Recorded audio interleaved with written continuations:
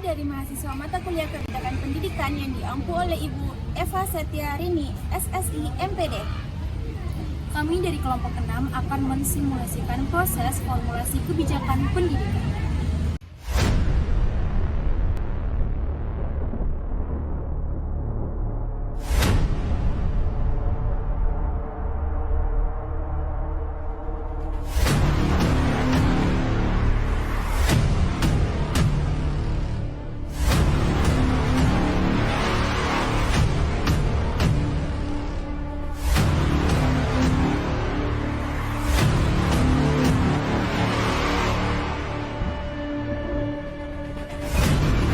Kasus yang kami angkat adalah analisis problematika pembelajaran daring selama pandemi COVID-19, berfokus pada kondisi di saat ini.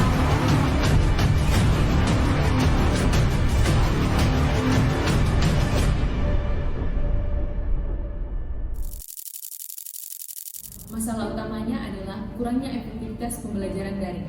Hal ini disebabkan oleh kendala-kendala yang dialami oleh guru maupun siswa.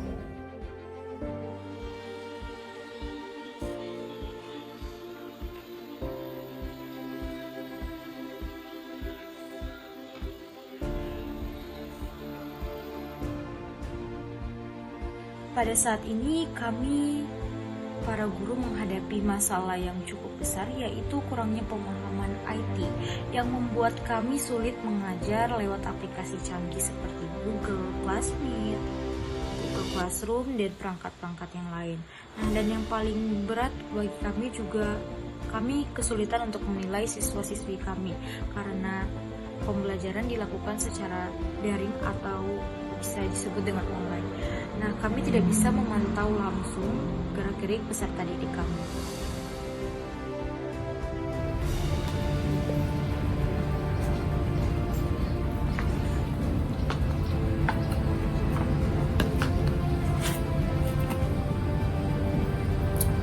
Saya dan teman-teman punya banyak kendala, seringkali jaringan tidak stabil dan minimnya kuota.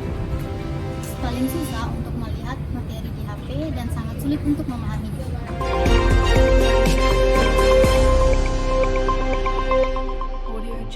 Penurunan capaian belajar dan kesenjangan digital yang semakin melebar di masa pandemi. Isu ini membutuhkan respon kebijakan yang cepat dan tepat. Ibu sebagai seorang guru, apa kendala Ibu dalam pembelajaran daring saat ini? Menurut saya sebagai seorang guru, pembelajaran daring tentu saja terasa berat. Nah, seperti kami sebagai guru tidak bisa mengontrol siswa-siswi kami secara langsung karena kami melakukan proses pembelajaran secara online atau via daring. Makanya kami tidak bisa secara langsung mengontrol anak-anak kami. Saya rasa itu yang paling berat sebagai seorang guru. Sebagai siswa, apa kendala kamu dalam pembelajaran daring saat ini? Saya jadi kurang paham materi dan kami butuh pendampingan dari orang tua dalam belajar di rumah. Akan tetapi, orang tua kami juga mempunyai pekerjaan. Masalahnya holistik, maka langkah yang diambil juga harus holistik.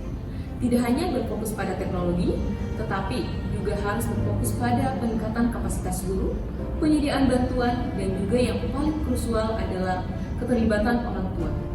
Orang tua harus terlibat dalam mendampingi anak dan mengontrol anak belajar dari rumah. Hal ini dapat dilakukan untuk meningkatkan efektivitas pembelajaran.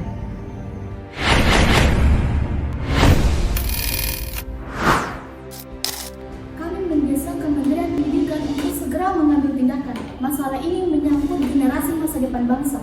Kami melihat adanya kurangnya pengawasan dan interaksi emosional yang harus diatasi.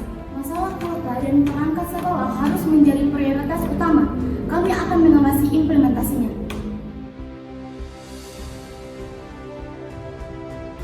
kami telah mempertimbangkan beberapa alternatif kebijakan untuk mengatasi masalah ini yang membuat proses pembelajaran lebih efektif. Semua pihak harus terlibat dan hal ini memerlukan adanya kolaborasi. Menurut saya, sebagai seorang guru, kita harus fokus pada peningkatan kapasitas guru dan peminjaman perangkat sekolah.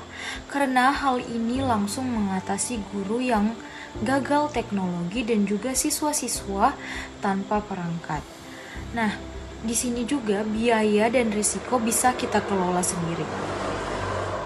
Menurut kami, solusi yang paling efektif adalah kolaborasi antar sekolah, guru, dan juga siswa. Hal ini karena dengan kolaborasi dapat meningkatkan kerjasama dan juga kemungkinan untuk pembelajaran tatap muka terbatas. Dengan pembelajaran tatap muka terbatas, guru dapat menilai kemampuan siswa.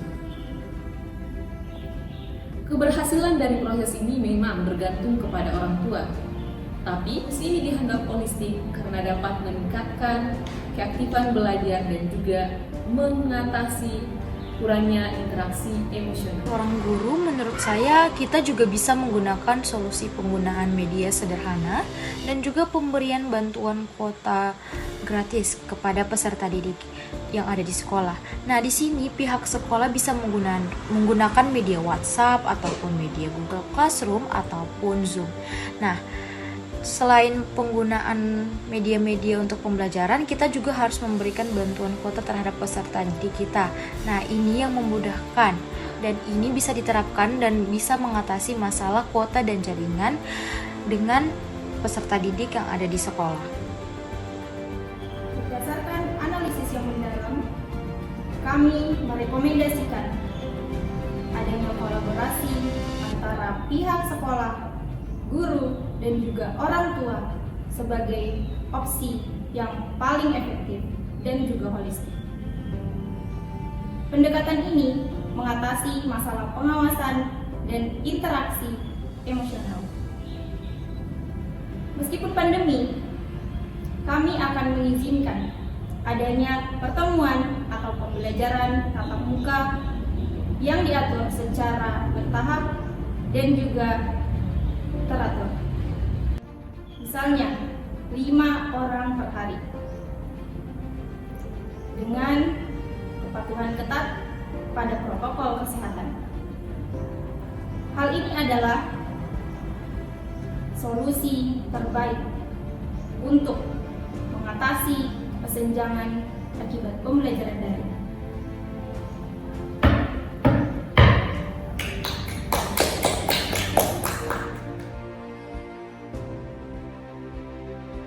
Inilah proses formulasi kebijakan dari kasus problematika pembelajaran daring menjadi kebijakan yang bertujuan menjembatani kesenjangan dalam pendidikan dan meningkatkan efektivitas pendidikan di masa pandemi.